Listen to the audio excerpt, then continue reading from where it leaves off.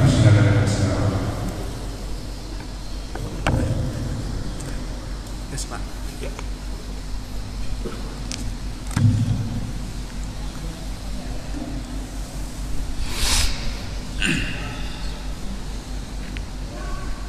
Assalamualaikum warahmatullahi wabarakatuh.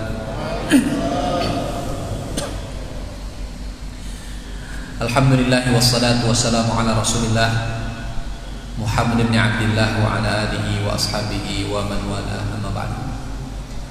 Alhamdulillah, bersyukur kita kepada Allah Subhanahu wa taala. Salawat dan salam untuk Nabi kita Rasulullah Muhammad sallallahu alaihi wasallam serta keluarga dan para sahabat-sahabat beliau.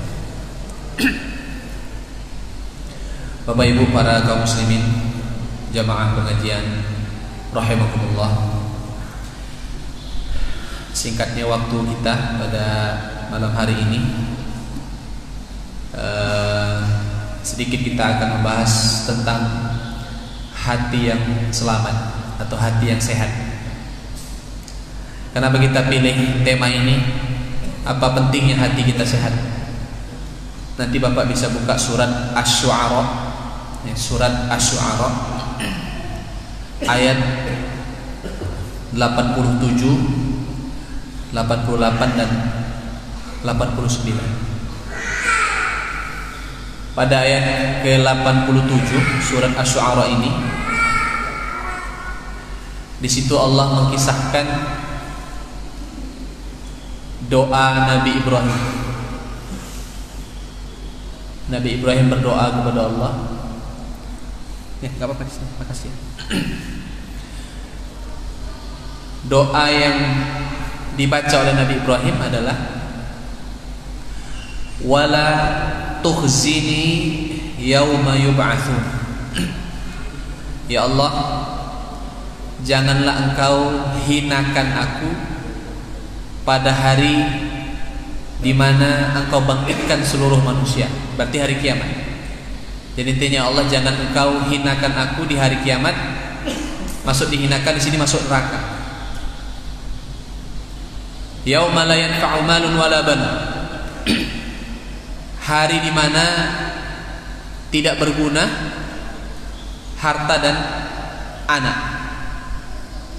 Kemudian Nabi Ibrahim berkata pada ayat 89, illa man atallaha biqalbin salim, kecuali siapa yang datang kepada Allah biqalbin salim, dengan hati yang sehat dan hati yang selamat. Berarti Pak, nanti di hari kiamat ada orang-orang yang gak selamat dari api neraka karena hatinya gak sehat. Dia tidak memiliki qalbun salim, hatinya gak selamat. Nah, sekarang kita ingin tahu apa yang dimaksud dengan qalbun salim ini? Hati yang selamat itu apa? Dan kita harus betul-betul menyelamatkan hati kita dari yang namanya lawan hati yang selamat. Itu berarti hati yang sakit atau hati yang mati. Nah,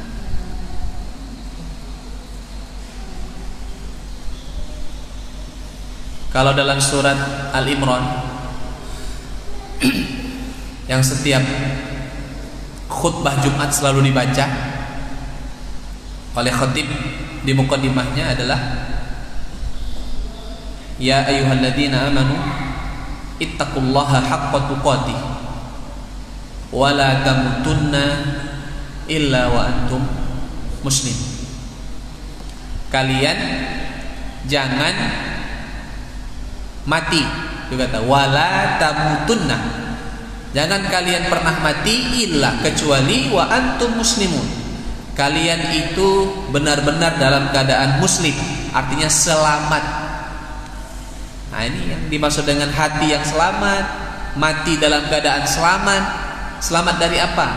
Nah, singkatnya Bapak Ibu rahimakumullah, hati itu dikatakan selamat apabila yang pertama dia selamat dari yang namanya asyirku billah, kesyirikan kepada Allah Ta'ala. Jadi penyakit hati yang paling parah adalah syirik. Jadi kalau orang tidak selamat dari yang namanya kesyirikan, berarti hatinya nggak selamat dan hatinya nggak sehat. Dan nanti di hari kiamat dia akan dihinakan oleh Allah Subhanahu wa Ta'ala. Makanya di dalam Al-Quran Allah Subhanahu wa Ta'ala tegaskan kepada kita bahwa orang-orang yang berbuat syirik kepada Allah kemudian mereka meninggal dunia dan tidak bertaubat dari kesyirikannya, maka mereka itu diharamkan masuk surga. Haram masuk surga. Padahal seharusnya la ilaha illallah itu adalah tiket masuk surga. Tapi la ilaha illallah ini yang kita sebut dengan istilah tiket masuk surga ini bisa hangus tiketnya, nggak berguna. Kapan? Ketika la ilaha illallah itu tercampur dengan kesyirikan.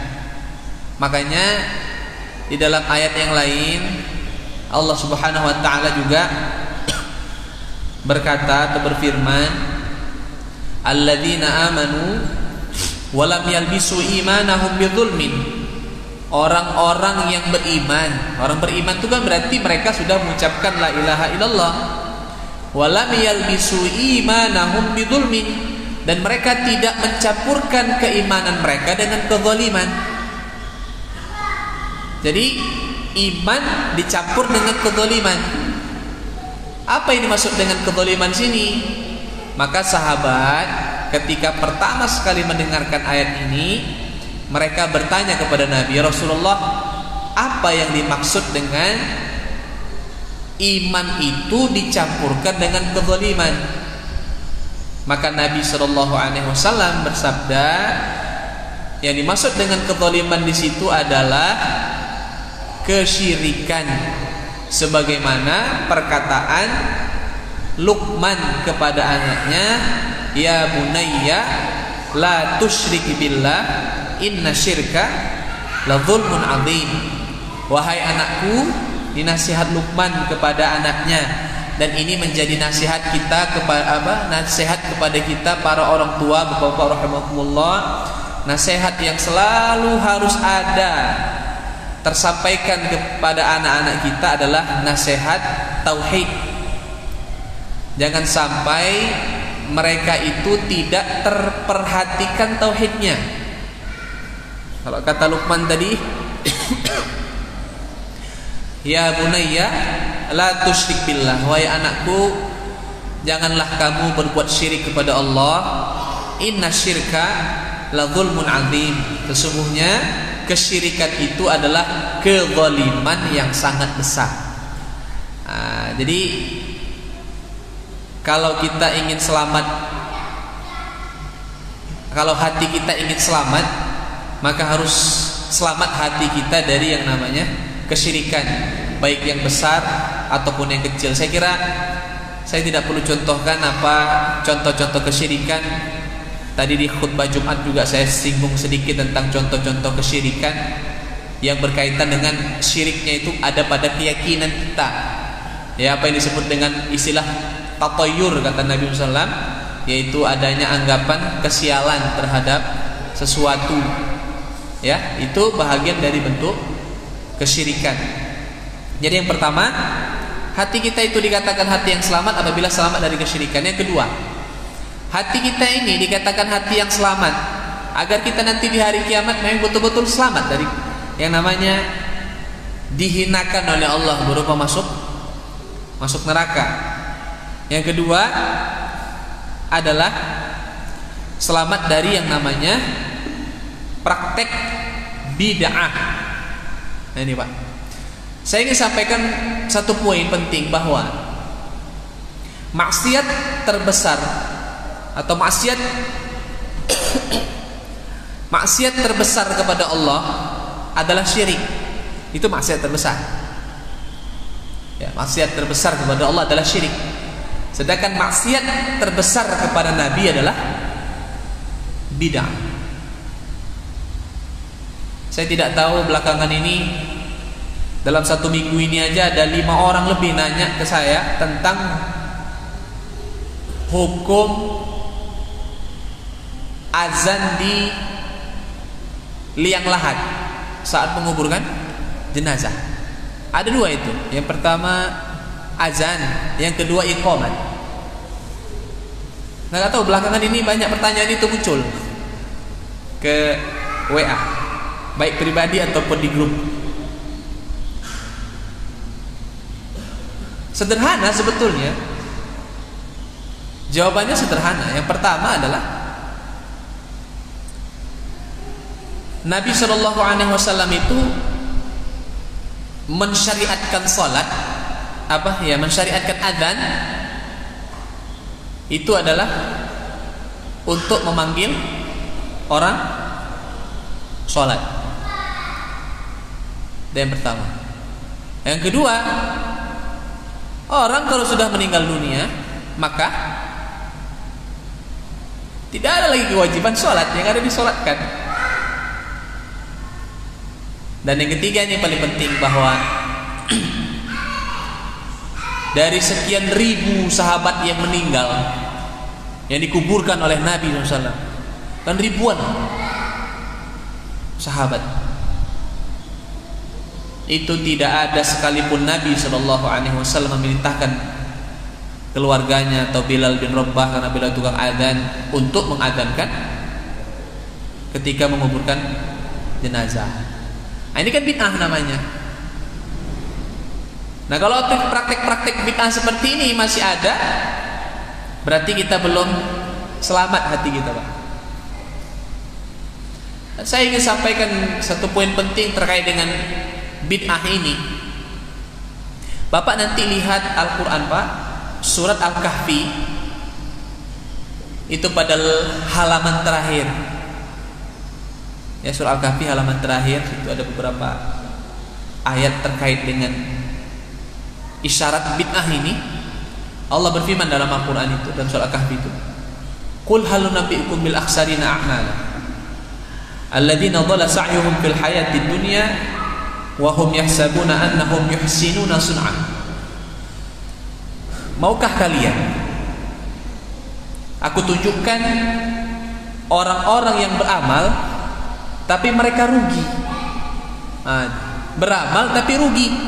Seharusnya kalau kita beramal ini kan kita untung dengan amalan kita, dapat pahala, nanti dibalas oleh Allah surga, dapat ketenangan jiwa, dapat rezeki yang lapang, karena ketakwaan itu berpengaruh kepada rezeki kita. Amal soleh juga demikian.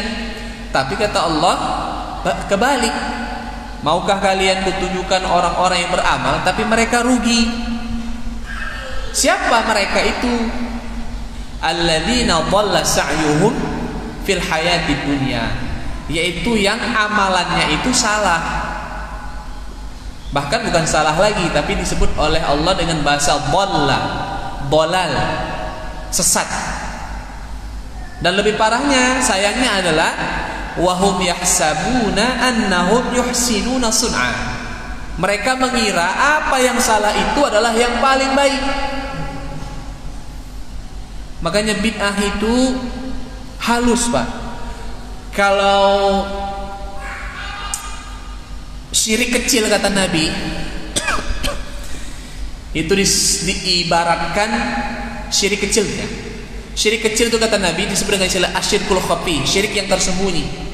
Itu diibaratkan oleh Nabi SAW seperti seekor semut warna hitam berjalan di atas batu hitam di malam hari. Nampak? Nah, nampak. Sangat halus kan? Syirik-syirik kecil. Ya seperti yang kita contohkan tadi. Ada khutbah Jumat tadi kan saya contohkan tentang kendaraan yang mungkin sudah 2-3 kali nabrak atau apa, terus sudahlah kita jual aja lah nih, kayaknya kendaraan ini kok sering kali kejadian nih, berarti nggak cocok sama kita ini, kok sial dia. Nanti ditanya sama orang, kenapa gue jual kendaraan gue ini? Ya itulah, masih kejadian-kejadian aja pun. Nah, jadi yang dia salahkan dan dia nisbahkan kejadian itu kepada kendaraannya, bukan kepada takdir Allah Ta'ala. Itu sudah syirik. Bahkan salah seorang ulama salaf, kalau tidak salah saya perkataan Ibnu Qayyim rahimahullah, Ibnu Abbas, sahabat Nabi. Apa perkataan Ibnu Abbas? Ada orang gara-gara anjing dia sudah berbuat syirik kepada Allah. Saking halusnya, gara-gara anjing. Kemudian beliau memberikan contohnya. Apa contohnya gara-gara anjing orang berbuat syirik? Dia bilang, kalaulah tidak karena anjing ini, pasti aku sudah celaka. Ini bahasa syirik, Pak. Makanya dalam bahasa kita, semua berkat doa ustaz, makanya aku bisa seperti ini. Syirik.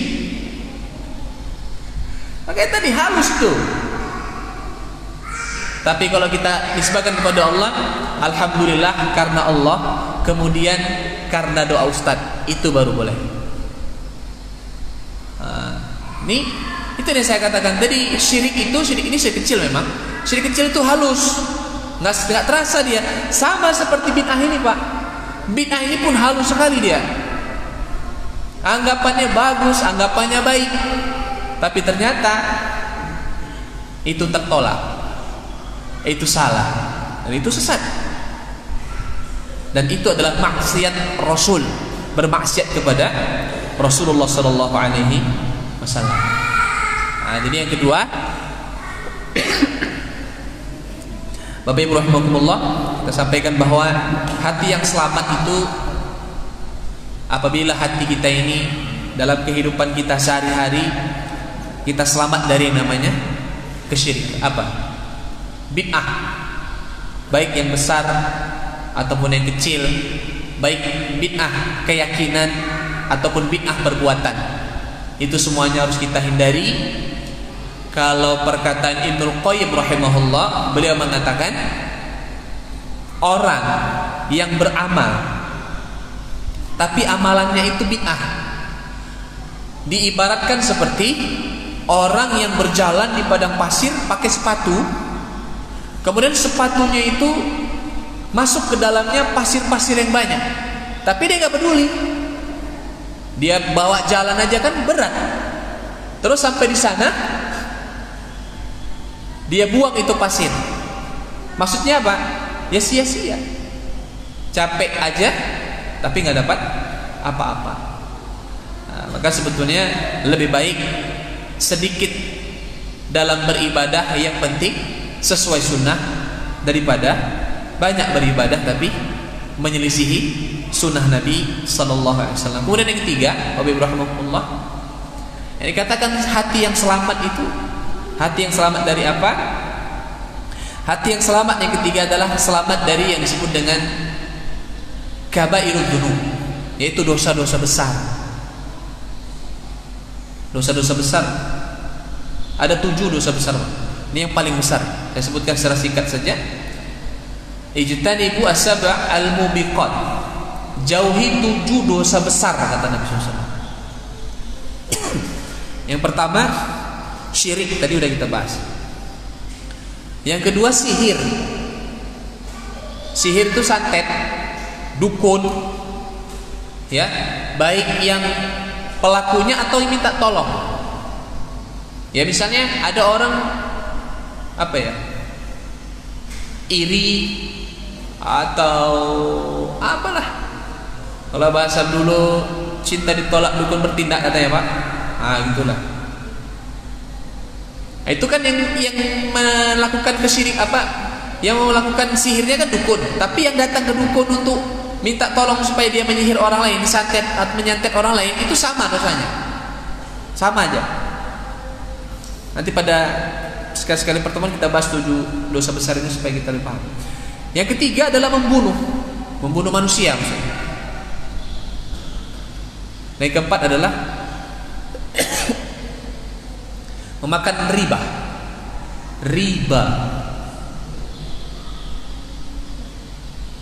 Jadi satu aja yang berkaitan dengan riba ini Pak, kalau bahasa ulama itu mereka mengatakan dosa riba itu sangat besar. Sampai-sampai kata Allah dalam Al-Quran, kalau ada orang melakukan praktek riba kemudian dinasihati dia nggak mau, maka kalian diizinkan untuk memeranginya. Itulah. Ya diizinkan untuk dibunuh gitu. Kalau seandainya syariat kita ini syariat Islam ya. Tapi kan enggak. Artinya bahwa dosa riba besar kali. Ada sebuah riwayat Nabi SAW mengatakan riba itu ada 70 pintu. 70 tingkatan lah kita bilang. Di antaranya adalah tingkatan yang paling rendah kata Nabi SAW adalah ini riba paling kecil ya. Itu dosanya seperti seseorang berzina dengan mamak kandungnya sendiri. Jangankan berzina dengan mamak kandung, ada orang berzina aja kayaknya kita benci kali ya. Kalau bisa pun kita telanjangi, suruh keliling di tengah jalan gitu kan, masyarakatnya gitu. Tapi orang-orang yang praktek riba tuh kita diamkan saja, padahal lebih berat lagi dosa riba daripada zina itu. Dan Nabi tadi mengatakan riba itu ada 70 tingkatan, yang paling rendah adalah dosanya sama seperti seseorang berzina dengan ibu kandungnya sendiri. Kemudian yang kelima adalah memakan harta anak yatim.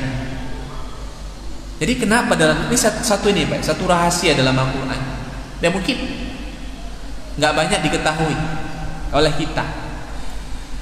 Sering sekali Allah Ta'ala menyebutkan dalam Al-Quran itu jangan makan harta anak yatim. Karena gini,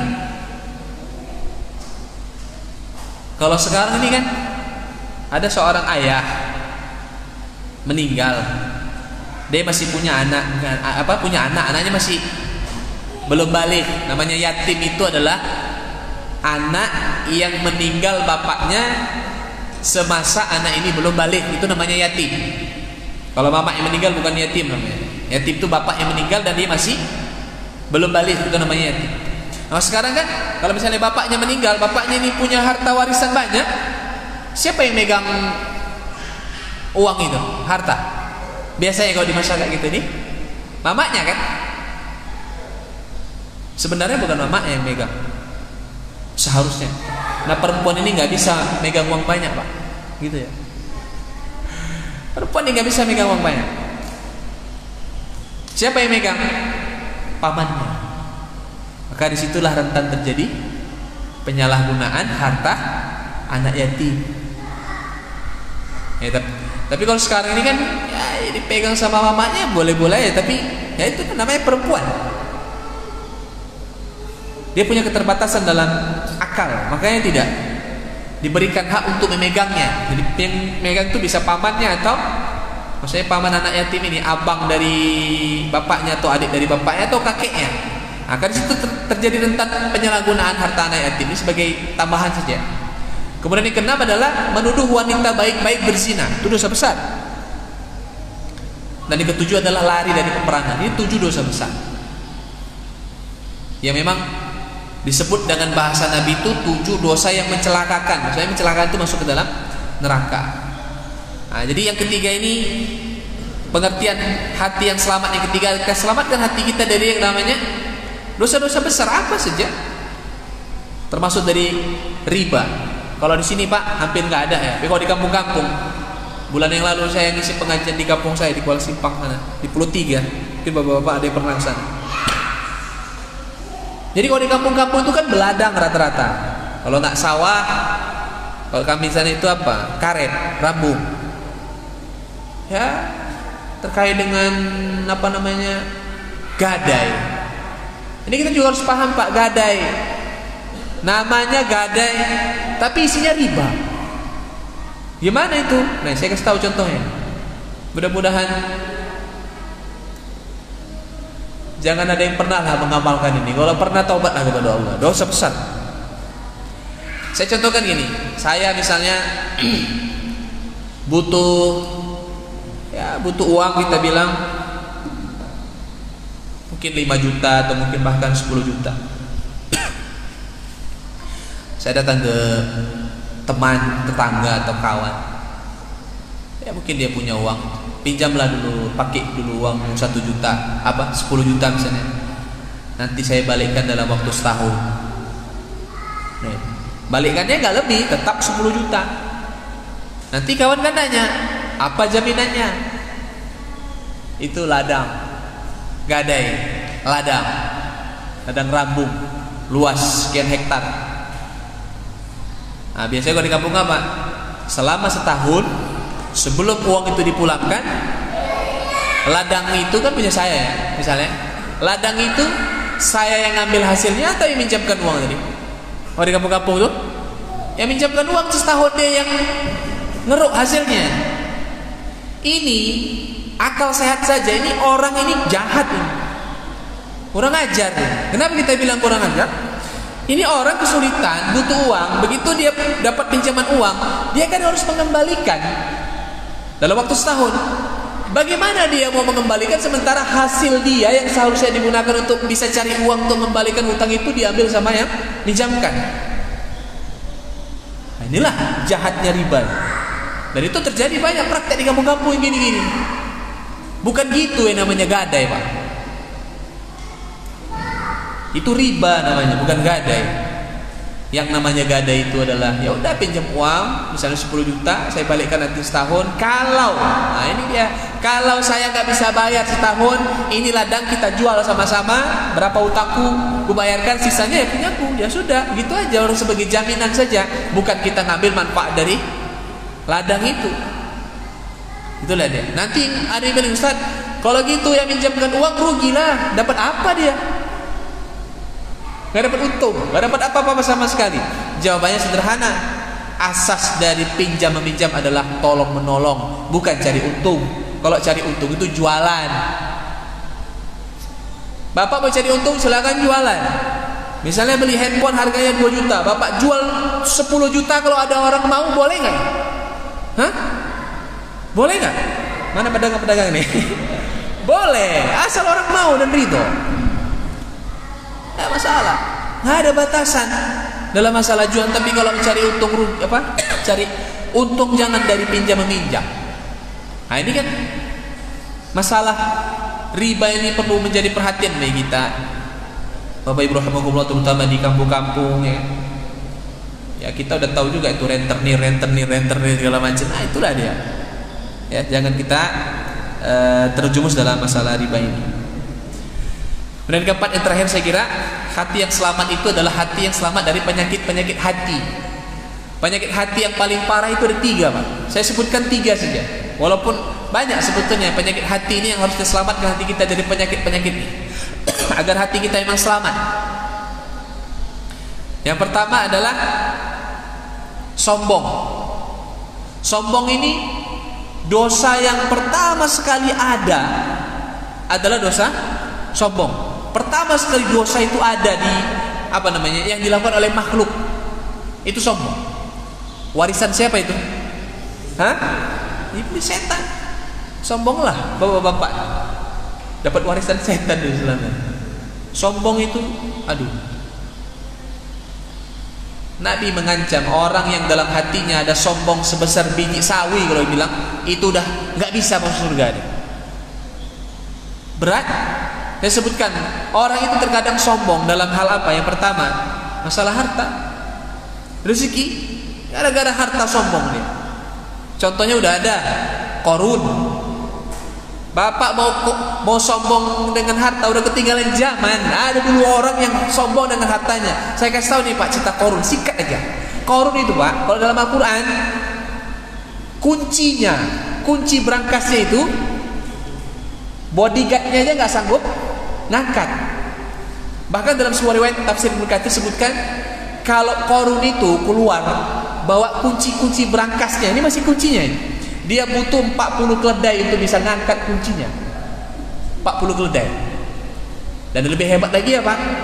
Semua kuncinya terbuat dari bukan dari besi, tapi dari kulit supaya ringan. Betul loh. Saking apa, Pak? Banyaknya. Apa yang terjadi? Tenggelam kan? Jadi tren sombong dengan harta itu sudah ada, udah ketinggalan zaman kita. Yang kedua, sombong dengan yang namanya kedudukan, jabatan. Yang lebih hebat Firaun, apa lagi? Kalau kita mau sombong dengan jabatan kita sekarang ini udah ketinggalan zaman. Dulu ada orang yang lebih berhak sombong. Firaun itu apa yang dia nggak punya? Seharusnya dia wajar dia sombong, tapi selesai juga dibuat oleh Allah Subhanahu Wa Taala. Dan yang ketiga, terkadang orang itu sombong dengan apa? Dengan orang tuanya, keturunan. Saya kasih tahu Bapak, mohon maaf ya, saya tidak menyinggung siapa-siapa. Tapi jangan pernah membangga-banggakan orang tua gitu. Oh, dulu bapakku orang Muhammadiyah, dia itu yang bangun ini segala macam. Siapa yang kata sama bapakku? Iya, itu bapakmu. Ente soleh enggak? Yes, terkadang yang kita sedihkan nih Pak, bapaknya dulu itu kalau azan subuh dia yang azan di masjid, anaknya nggak ada satupun yang sholat subuh di masjid. Apakah pantas dia membanggakan bapaknya? Malu seharusnya dia. Nggak perlu dia bangga-banggakan bapakku dulu buka masjid, ente sekarang buka masjid seharusnya. Kan gitu nih. Bangga-banggakan keturunan garis keturunan nggak penting itu. Yang penting adalah kita jadi orang soleh supaya orang tua kita merasakan pahala dari kesolehan kita. Saya sedih juga terkadang sampai pernah satu hari saya ngisi tausiah jenazah, takziah. Jadi sampai salah seorang pengurus ranting itu, saya nggak sebutkan di mana, bilang, bisikan saya, Ustaz, tolong disinggung. Ini almarhum saya kenal betul, ini bapak udah tua deh. Sholat 5 waktu pasti ke masjid. Hujan pun dia pakai payung dan tidak pernah absen pengajian. Dan saya tahu betul beliau. Apa kata pengurus ranting, salah satu pengurus ranting kepada saya, dibilang, Ustaz, tolong disinggung supaya anak-anaknya meneruskan perjuangan bapaknya, sholat ke masjid dan ikut ngaji di ranting. Anaknya ada 5, tapi nggak ada satupun yang sholat berjamaah di masjid, dan nggak ada satupun yang ikut ngaji di ranting. Apa yang mau dibanggakan? Sombong terhadap keturunan itu merupakan keburukan. Makanya ya bolehlah kita ini mau bangga-banggain orang tua kita dulu bagaimana kontribusinya dalam dakwah ini, silahkan. Tapi kita harus ikut. Kan nggak ada gunanya kita bangga-banggakan keturunan kalau kita sendiri tidak mampu untuk itu. Ya, jadi yang keempat ini, kesombongan terkadang muncul dengan ilmu, Pak. Kadang orang kita ini ilmu ini masih segini cuil nih, kalau bercakap tinggi ya tamun. Semua orang dicengkalinya, semua orang dilaga-laganya dengan ilmunya. Orang yang sombong dengan ilmu ketika dia sudah mulai belajar, itu dia memang betul-betul belum belajar. Karena pada hakikatnya semakin dia belajar, semakin dia rasa dia itu bodoh. Itu baru orang belajar. Ya, kalau bahasa orang-orang dulu, contoh ilmu filosofi padi. Semakin berisi dia, semakin menunduk, gitu dia. Ya, jadi janganlah kita sombong-sombong ini jadi orang sederhana saja. Dan sebenarnya sombong itu, kata Nabi Sallallahu Alaihi Wasallam, definisi sombong ada 2, Pak. Yang pertama adalah batorul haq, menolak kebenaran. Dari kasih tahu yang benar tapi nggak mau juga nerima dia, itu sombong. Yang kedua adalah wa ghamtun nas. Ghamtun itu artinya menyepelekan orang, merendahkan orang. Ya, merendahkan dan menyepelekan orang lah, itu namanya ghamtun nas. Ini bagian dari bentuk definisi dari sombong. Kemudian yang kedua, udah habis waktunya belum? Berapa menit lagi? 5. Hah? 5 menit lagi. Sikit lagi lah ya, Pak ya. Kalau usah ada pertanyaan pun nggak apa-apa lah saya kira ini. Yang kedua, penyakit hati yang kedua ini yang perlu kita selamatkan diri kita dari penyakit hati ini adalah hasad. hasad itu dengki, iri. Sampai-sampai Pak, kita diajarkan oleh Allah untuk berlindung dari orang-orang yang iri sama kita, hasad. Sampai turun satu surat yang berkaitan dengan itu. Qul a'udzu birabbil falaq min syarri ma khalaq wa min syarri ghasiqin idza waqab wa min syarri naffatsati fil 'uqad, ayat kelima ini, wa min syarri hasidin idza hasad. Ya Allah, aku berlindung kepadamu dari hasadnya orang-orang yang iri. Hasad ini ngeri, Pak. Gara-gara hasad ini anaknya Nabi Adam bisa saling apa? Membunuh. Ada namanya Qabil kan? Habil. Tuh Qabil itu bunuh Habil, adiknya dibunuh. Gara-gara apa? Hasad. Maka dosa kedua, dosa ketiga sebenarnya. Ada satu lagi. Kita bilang dosa yang ketiga, yang pertama sekali, kok tadi kan pertama setan, apa? Sombong, iblis. Yang kedua nanti saya sebutkan. Dan yang ketiga adalah dosa yang pertama sekali terjadi di muka bumi itu ya, atau yang ketiga terjadi di muka bumi ini atau dilakukan oleh makhluk ini adalah hasad. Kalau kata Nabi, hasad ini Pak, semakin kita hasad sama orang, itu seperti kita sedang membakar kayu. Kayu itu kan keras ya, tapi kalau udah dibakar dia jadi debu. Maka Nabi mengatakan hasad itu membakar pahala, sebagaimana api itu bisa membakar kayu yang keras. Jadi pahala kita tuh habis kalau kita hasad. Ternyata orang yang hasad ini orang rugi betul deh. Semakin dia hasad, semakin dia rugi. Dan orang yang hasad ini gak akan pernah tenang hidupnya. Titik lah. Makanya supaya kita gak hasad sama orang, hasadnya sebetulnya ada, bibit-bibit hasad dalam diri kita ini gak bisa hilang, pasti ada. Nah, supaya hasad itu tidak muncul dalam diri kita, kalau kita nampak atau melihat kelebihan dari orang lain, maka doakan supaya apa yang dia miliki itu diberkahi oleh Allah. Itu caranya. Yang kedua, kita sering harus berani mengakui kelebihan orang. Karena kita nggak berani ngakui nggak mau mengakui kelebihan orang. Kenapa? Karena iri kita sama dia. Jangan. Semakin kita nggak berani mengakui kelebihan orang, semakin hasad itu semakin besar dalam diri kita. Hasad nih penyakit hati yang harus dihilangkan. Dan yang ketiga, ya sikat aja dah Bapak, waktu kita sikat sekali memang. Yang ketiga adalah serakah, nggak bersyukur, tomak namanya. Dosanya siapa juga? Dosanya Nabi Adam. Nabi Adam kurang apa coba? Hidupnya enak, tapi dia nggak bersyukur kepada Allah, pengen yang lebih. Hingga akhirnya gara-gara serakah ini nggak bersyukur terhadap nikmat yang Allah berikan, nggak punya sifat qanaah namanya. Qanaah itu merasa cukup dengan apa yang Allah berikan kepada kita. Maka hingga akhirnya dikeluarkan Nabi Adam dari surga, bahkan ditelanjangi lagi Nabi Adam dari surga itu kan, diketi di surga itu oleh Allah Subhanahu wa taala gara-gara tomak dan tidak bersyukur ini, atau artinya tidak punya sifat qanaah. Sebagai apa ya Pak, sebagai penutup saya kira terkait dengan qanaah ini, merasa cukup, dengarkan ini Pak, jadi nasihat bagi kita. Allah itu memberikan apa yang kita butuhkan, dan tidak semua apa yang kita inginkan itu Allah beri. Karena keinginan kita ini banyak kali, kan gitu dia.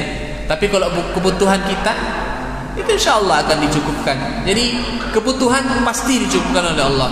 Tapi kalau keinginan itu belum tentu dicukupkan oleh Allah Subhanahu wa taala. Maka tanamkan apa yang disebut dengan namanya qanaah. Wallahu alam. Ini beberapa penjelasan tentang qalbun salim tadi, hati yang selamat. Mudah-mudahan kita bisa menyelamatkan hati kita dari beberapa dosa-dosa yang kita sebutkan tadi, agar nanti di hari kiamat kita diselamatkan oleh Allah dari api neraka. Wallahu a'lam. Terima kasih. Saya izin setelah ini karena sudah jamak tadi. Demikian, subhanakallahumma wa bihamdika asyhadu an la ilaha illa anta astaghfiruka wa atubu ilaik. Assalamualaikum warahmatullahi wabarakatuh.